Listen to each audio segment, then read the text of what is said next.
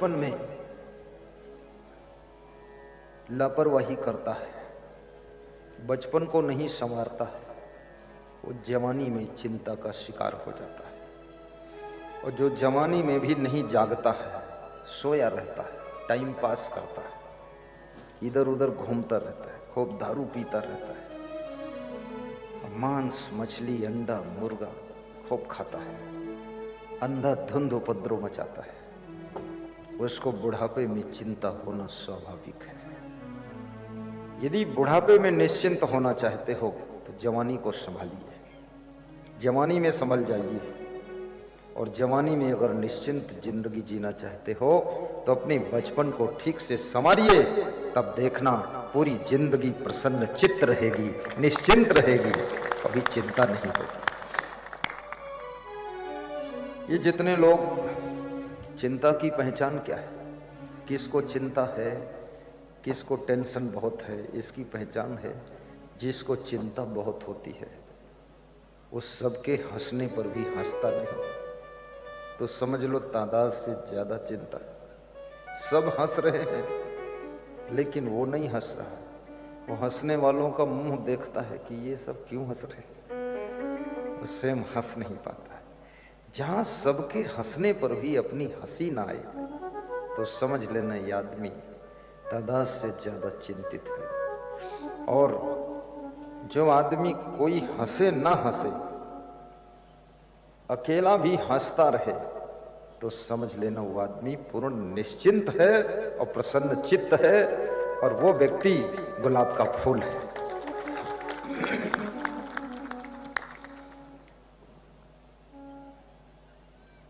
भाग्य क्या चीज है,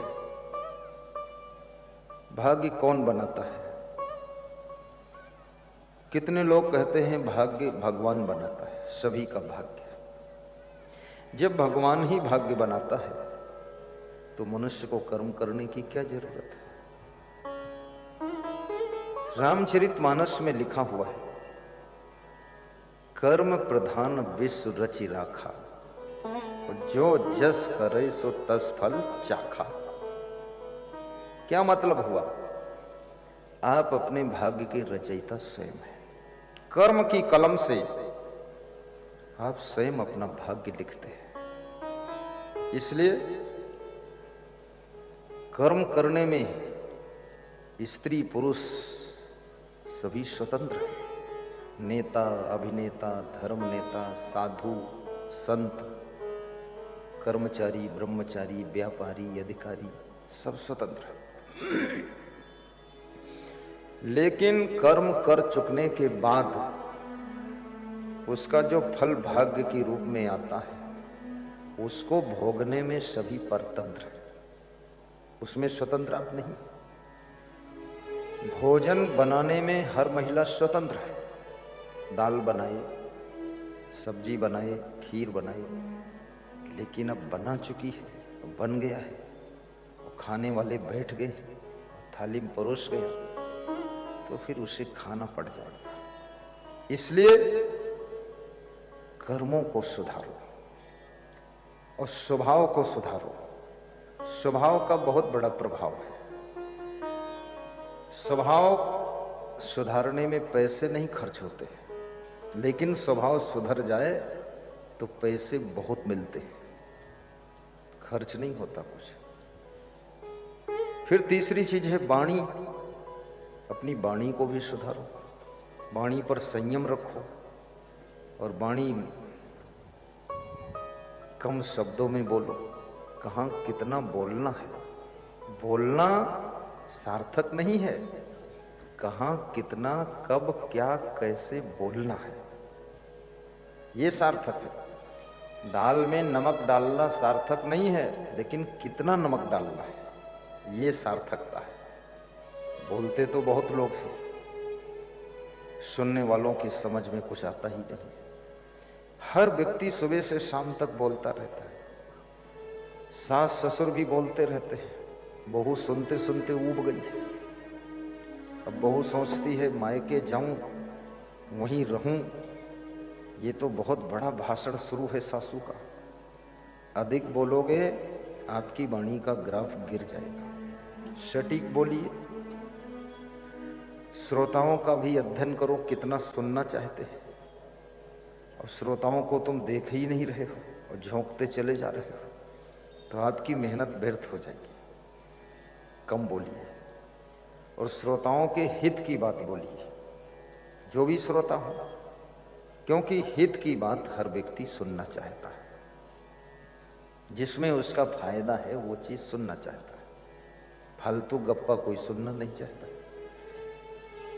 और हित की बात भी बहुत लंबा चौड़ा व्याख्यान हो गया तो भी व्यक्ति ऊब जाएगा, बोर हो जाएगा। एक कोई महात्मा, बड़े ब्रह्मज्ञानी अखंड वक्ता को सत्संग सुना रहे थे। रात के 11 बज गए, सुनते सुनते 7 बजे शुरू हुआ, तो कुछ श्रोता धीरे धीरे उठ उठ कर चले गए।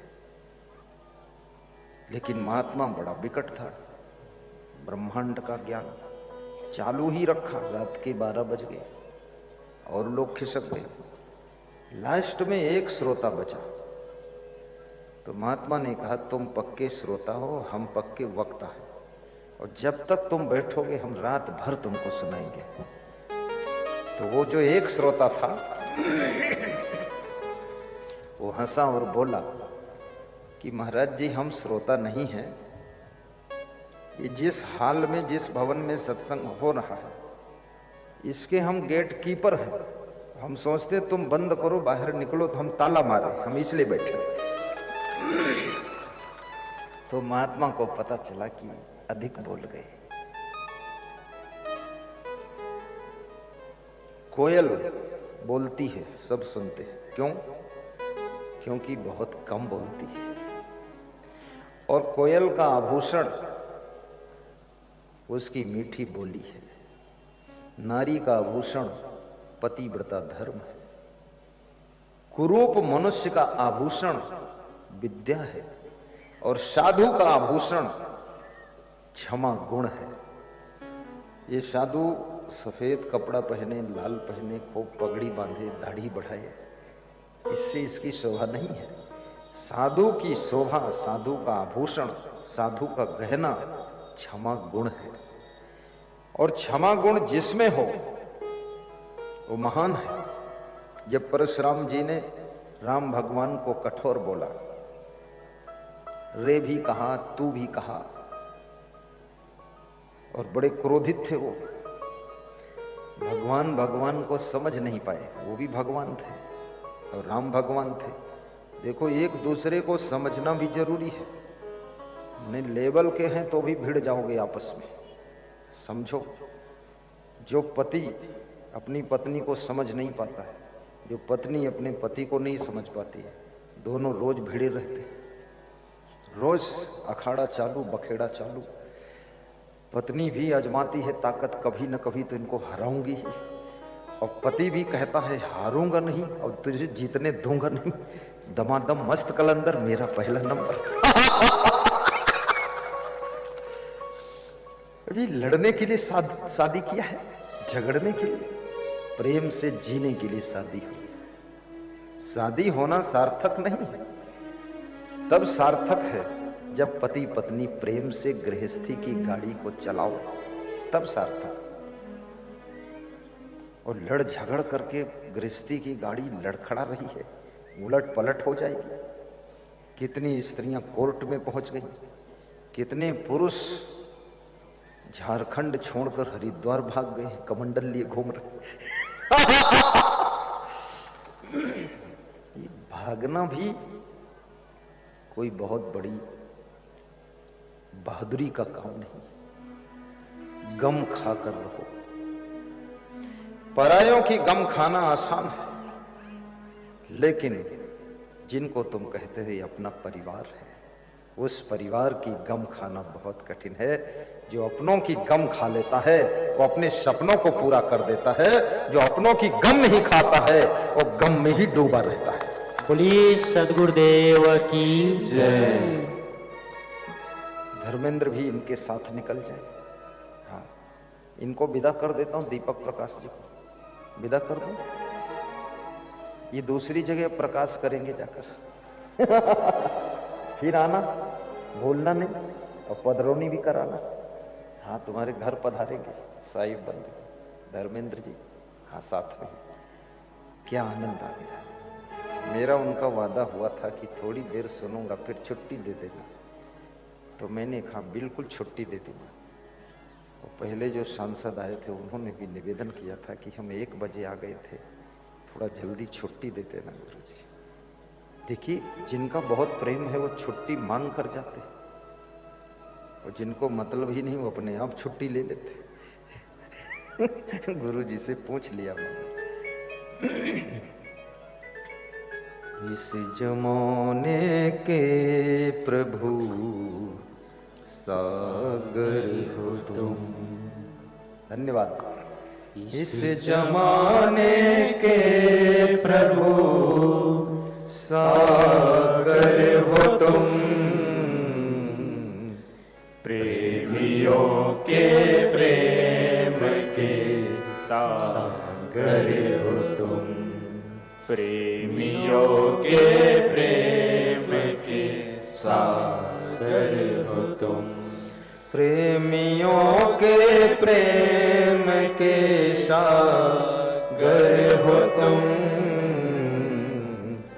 इस जमाने के प्रभु सागर हो तुम, इस जमाने के प्रभु सागर हो तुम, सारे प्रेमी सर झुकाने आ गए, तेरे दर पे सर झुकाने आ गए, बात दिल की हम सुनाने आ गए, बात दिल की हम सुनाने आ गए, तेरे दर पे सर झुकाने आ गए, तेरे दर पे सर झुकाने आ गए। सर झुकाना एक साधना। इस सर के अंदर इतना अहंकार भरा हुआ है, ये कहीं झुकना नहीं चाहता। सबसे पहले मां के चरणों में सर झुकाइए, फिर ज्यादा और कहीं झुकाना नहीं पड़ेगा। पिता के चरणों में सर झुकाइए, लेकिन व्यासवादी ये भी कहेगी, माता और पिता यदि तुम बन चुके हो तो मां में क्या गुण होते हैं, पिता में क्या लक्षण होते हैं, इन गुण लक्षणों को भी धारण करना। पिता बन करके जो शराब पीता है तो समझ लेना उसने पिता का सम्मान खो दिया है। पिता हो, पीना नहीं। मां बन करके जो गाली बकती है, मां की गरिमा को तुमने खो दिया है। हे मां, गाली मत देना। अपनी बहू को यहां क्या बोलते हैं झारखंड में? बहू, ठीक है, तब तो आसान है। बहू को ऐसे रखना जैसे गुलाब के फूल को संभाल कर रखा जाता है, क्योंकि बहू तुम्हारे वंश, तुम्हारे कुटुंब परिवार की वृद्धि करेगी।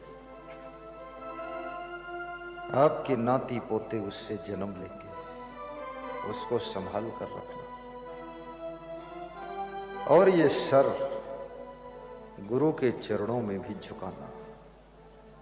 गुरु के बिना कल्याण का कार्य शुरू नहीं होता है। गुरु से प्रेम करना। और ये सर याद रखना, अपने बड़े भाई को भी झुकाना। जो घर में झुक जाता है उसको बाहर बहुत कम झुकना पड़ता है। जो घर में सह लेता है उसे बाहर बहुत कम सहना पड़ता है। सहनशीलता को तप कहा गया है। इसलिए व्यास गादी निवेदन करेगी, सहना सीखना, मन को सोहरौना मत बनाना। आपका मन जो है ना, इसको थोड़ा मजबूत बनाइए। हमारे गुरु के गुरु ने कहा है, मन सोहरौना नहीं बनावे। मना किया है कि मन को सोहरौना नहीं बनाना है, सहनशील बनना है। मन सोहरौना नहीं बनावे, सहनशील बनी आप रहावे। सहनशील बनी आप रहावे, मन सोहरौना नहीं बनावे। कितनी मार्मिक चौपाई है। यदि तुम व्यापारी हो, कोई ग्राहक कुछ कठोर बोल देता है, आपका मन सहनशील नहीं है तो आप उलझ सकते हैं। आप डॉक्टर हैं, कोई मरीज थोड़ा उल्टा बर्ताव कर सकता है तो आप उलझ जाओगे, तो डॉक्टरी कैसे करोगे। कभी कभी आपकी सासू, आपके ससुर, आपके माता पिता थोड़ा कठोर बोलकर तुम्हारा सुधार करना चाहते हैं। आपका मन सहनशील नहीं है, आप उलझ जाओगे तो आपकी गृहस्थी की गाड़ी कैसे चलेगी। थोड़ा सासू की भी बात को सहना सीखो, ससुर की बात को भी सहना सीखो, माता पिता के कठोर अनुशासन को सहना सीखो। ऐसे सोहरौना मत बनो कि थोड़ा सा किसी ने कुछ प्रतिकूल बोल दिया, बस मन में गुस्सा आ गई, मन निराश हो गया, मन उदास हो गया, ऐसा लग रहा है कि अब बिल्कुल अधमरे जैसे बैठे। अधमरे नहीं होना है, सह लो सह लो सह लो। परशुराम ने भगवान श्री राम को कठोर बोला, लेकिन राम ने सह लिया। राम निराश नहीं हुए, उदास नहीं हुए, गुस्सा नहीं हुए, नाराज नहीं हुए। राम मुस्कुराते थे। ये मुस्कुराना भी सीखो। कभी आपकी बहू से गलती हो जाए तो गलती को भी सहो, धन की हानि भी सहो, सामान की हानि सहो, नुकसान भी सहो। नुकसान में परेशान मत हो।